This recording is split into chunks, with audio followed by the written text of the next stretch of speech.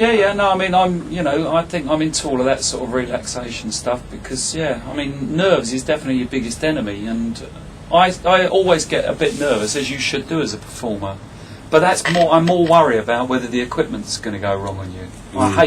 I hate technical problems on stage because, if your amp dies, what can you do? You can't start a Stones song without an electric guitar, can you? So no, but you've got backup, haven't you? We've got backup. We've got a very good team. And I noticed that you've got ladies in your team too, very efficient ladies.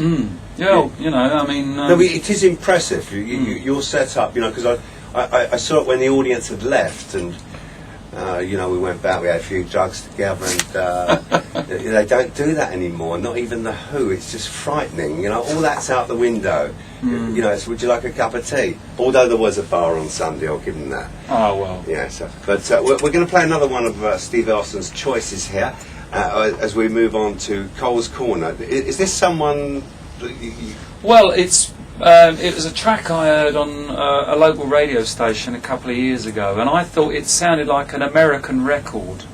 I didn't know who it was, and it's a guy called Richard Hawley. He played with Pulp, and when I realised it was about literally a street corner in Sheffield, I just thought it was fantastic. That it's a great record. It's full of atmosphere, and I love it to bits.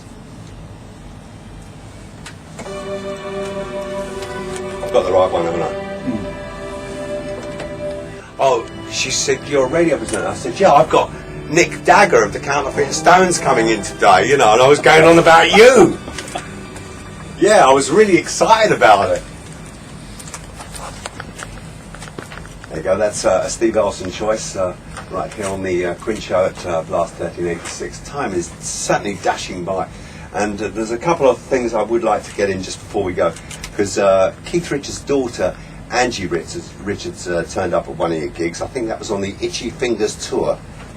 Yeah, that was last October in Southsea, Portsmouth. And we had seen her before, about 10 years earlier, when we were in Dartford, funny enough, and she was still living in Dartford. But I had no idea that she was going to come to the show in Portsmouth last year. And Stape's door rang up and said, there's an Angie here, to meet the band. And I said, well, I'm not expecting anybody. And I thought, Angie, this sounds like the proverbial nutter, So I said, well, can you just say, no, we can't accept visitors backstage, I'm afraid. So I could hear the woman say on the phone on the entry phone, yeah, I'm sorry, no, we can't let me in, da. About 5 minutes later, this woman said, no, it's Angie Richards.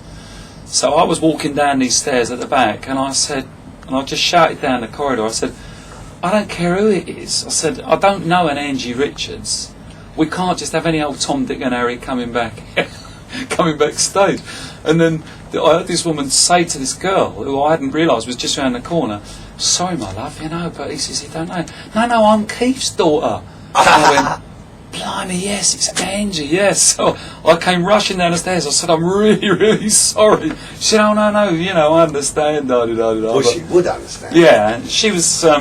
she lives down there, Portsmouth. She's not interested in the rock and roll world particularly. Loves riding horses, and she said to our Keith, she said, you're doing a fantastic job, So another endorsement from the family, which I thought was very nice. Well, also Anita Pallenberg Senior. Yeah. And I think we've just got time to talk about Prince Edward, because there was a ditto, the thank you letter from Prince Edward. It might be better if I hand you over to talk about a letter from Buckingham Palace. Yeah, well, I mean, when you're in a band and you've got to sell yourselves to people, you need every little endorsement that you can. That's why any meeting with celebrity that says you're doing a good job or whatever is very important.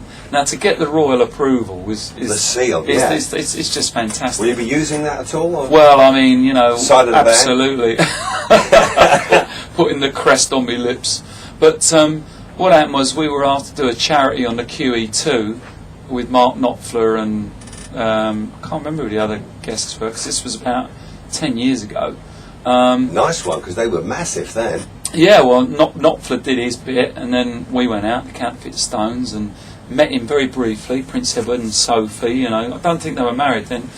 And then I get in the post this letter which says it's got Buckingham Palace headed notepaper. I get one from Prince Edward saying what a great night it was, and then I get one from his PA as well. So I thought, well, that's going to be used to get gigs. If you can't believe that, you can't believe anything. But the royal stamp of approval. Let's just have a quick word now about Steve Woolley.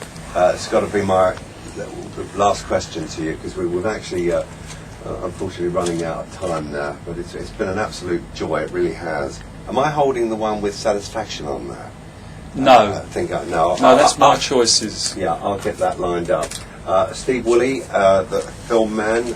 Yeah, well, Have I got the right name? Steve Woolley, is it? Steve Woolley, the film director. Yeah, a couple of years ago, he wanted to make a feature film, a biopic on Brian Jones, and the usual complex rights issue came up about what music they could use, and so he asked us to play the opening sequence, which was with the whole of Little Red Rooster.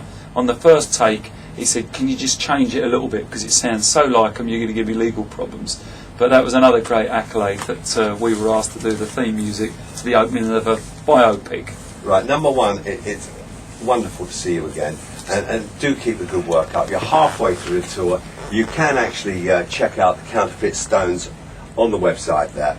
It's thecounterfeitstones.com. You will see exactly where they're appearing in the country. They're going right across the country now.